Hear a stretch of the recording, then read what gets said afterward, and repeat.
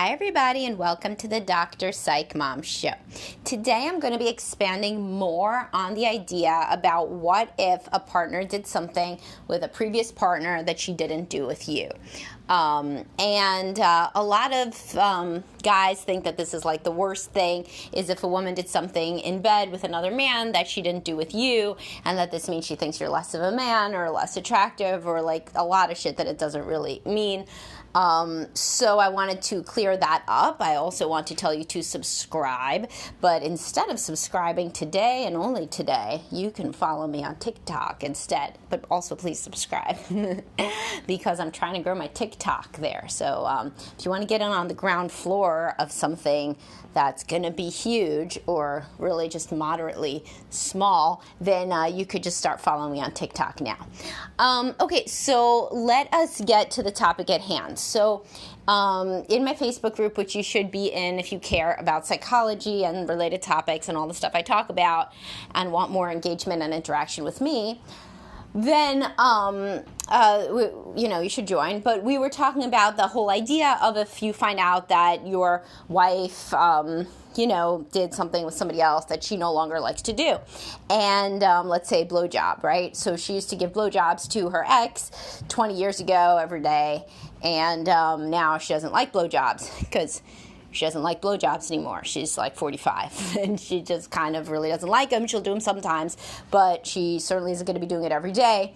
And guys might think, oh, and this is not the situation where she's lied, where she was like, oh no, I never gave a blowjob. And then I don't know what, you were like stalking her ex on Facebook and you saw that he wrote a sonnet to her blowjobs. And you found out that she had been lying to you. I mean, I'm not talking about this situation. I'm talking about a situation in which you're talking openly and honestly about the things that you like. And she says something like, like I used to do that more. I, used to have a lot different of a sex drive, to be honest. And now I don't do it that much. It's kind of one of those things. And so, of course, you're well within your rights to just up and leave. Most men aren't going to do that because, contrary to popular belief, guys don't just think with their dicks. You might actually like the person, and want an actual connection with the person who, after all, is not telling you to be celibate, but is rather saying that she has changed and no longer has the same preferences that she did when she was 20. Like she doesn't have any other preferences that she had when she was 20? Probably, like literally none. Not for clothes, not for music, not for TV, not for what she does on the weekends, and not for this either. So most guys will still work on it, but some guys will or not even work on it. Most guys will just be like, okay, and, think that, well, there's not most guys. So securely attached guys will probably be like, okay, cost-benefit analysis here. I think I could love this person. We're in a new relationship, and she just doesn't like doing one thing that I like. How the hell am I ever going to find somebody that likes to do everything that I like? I'm not, because that's not reality. So I'm just going to see what happens with this, But guys who have previous bad relationships or who developed an insecure attachment style to a caregiver will frequently then become obsessed with this and say that this is because all women are the same and you're never thought of as the one who women find sexy, and women will do all sorts of things with other people that they don't do with you, and it's all about you, and it's all about you, and it's all about you, and then you'll ruin the relationship. So how do you not be this person? And so it's interesting because there was the analogy made that, like, what if a man said that he used to, like, write all these love poems to women, like, to his high school girlfriend, but, like, now he just doesn't feel like doing that anymore. And that was, like, such a great analogy because it's like, oh, that, like, happens. Like, that's called life. Like, when guys are, like, 16 or 17 years old, they do a lot of crazy-ass romantic shit because their hormones are going nuts, and they even get women, like, names tattooed on them and, like, all sorts of stuff because they have different hormones. There was another example, like, what if he used to take off early from work all the time and hang out with his ex-girlfriend, but he doesn't do that with you? Well, I mean, the guy's probably like a fucking partner at a law firm now, and then he was working at Wendy's. So, taking off the afternoon wasn't such a big fucking deal because he was making minimum wage. And now people are going to be blowing up his phone. He's supporting your whole family. It's not the same thing. So it's a really good analogy because the idea was not the way that I'm saying it, but the idea was that a woman would be within her rights to say, well, if you used to write love poems when you were 16 to your girlfriend, and then when you were in your 20s working at Wendy's and trying to find yourself before law school, you took off, weeks at a time to just, shoot the shit, lay around and smoke weed and fuck with your girlfriend of the time, then you ought to do that now when you're fucking 50 years old and you have probably a home, a bonus home, I heard that term recently, and a fucking college to pay for. No, you're not going to be taking off 2 weeks to go on a bender with you or with anybody. And most women would not make, maybe some women, some more preoccupied attachment women would then say that's because I'm the woman who never gets treated romantically and this just is just how it's always going to go for me in my life and this sucks. But many women would be like, oh, that's because that was then and this is now.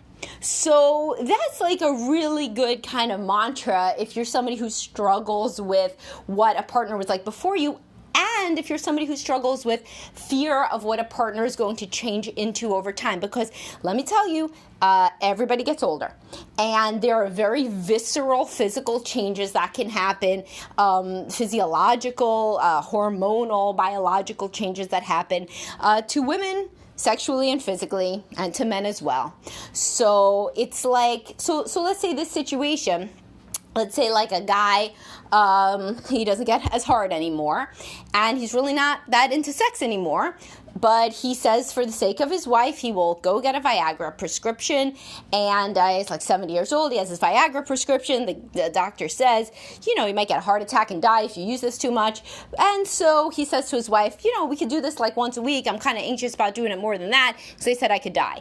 And the woman's like, fuck you, when you were 45 and we first met, second marriage, let's just say, we used to fuck all the time like rabbits, and so now I expect you to be taking Viagra 8 times a week. What the fuck, man? He's trying, whatever. And meet him where he's at. Being so inflexible is not what's going to help you have a good marriage. It's what's going to destroy your marriage.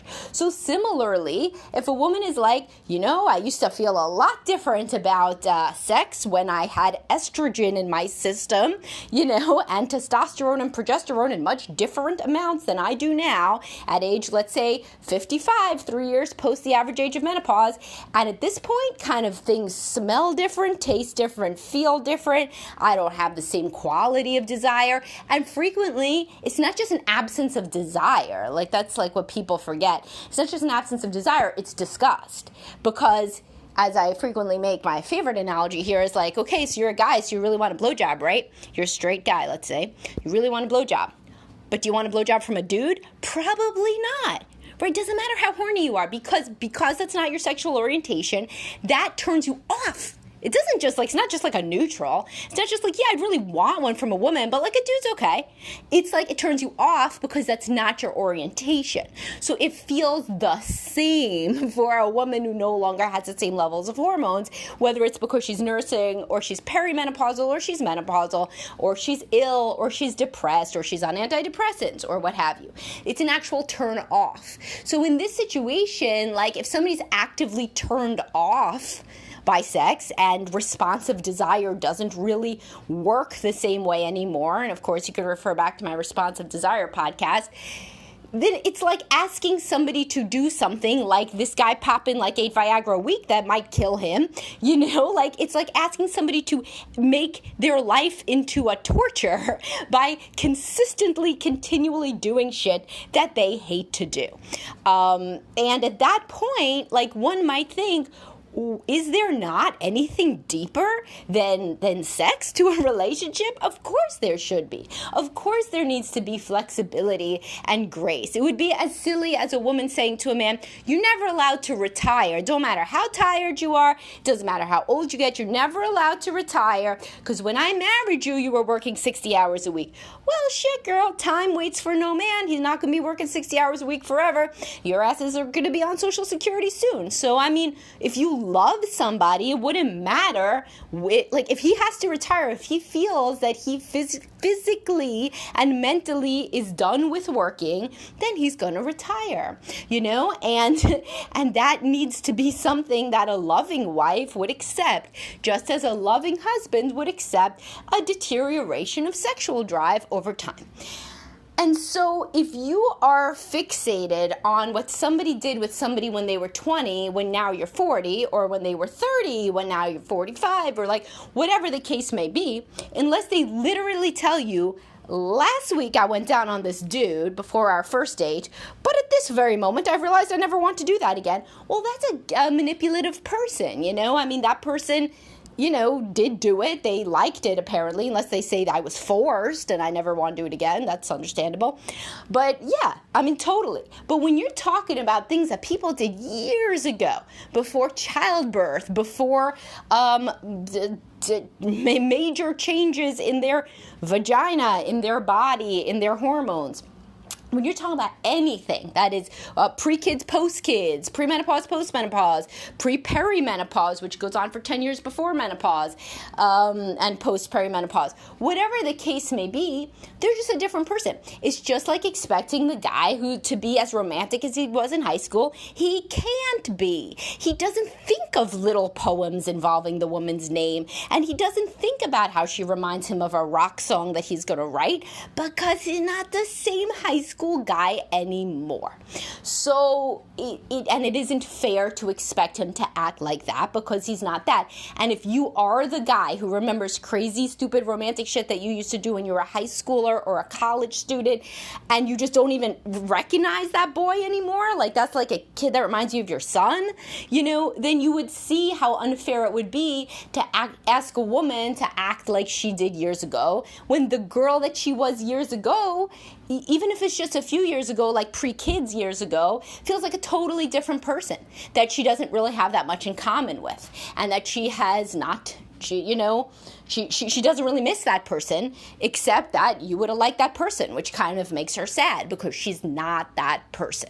So just like it would make the guy sad to think that his wife would have preferred, college sophomore him over him now. That would make them sad. You want to think that your loved one wants to be with you, the real you that is now.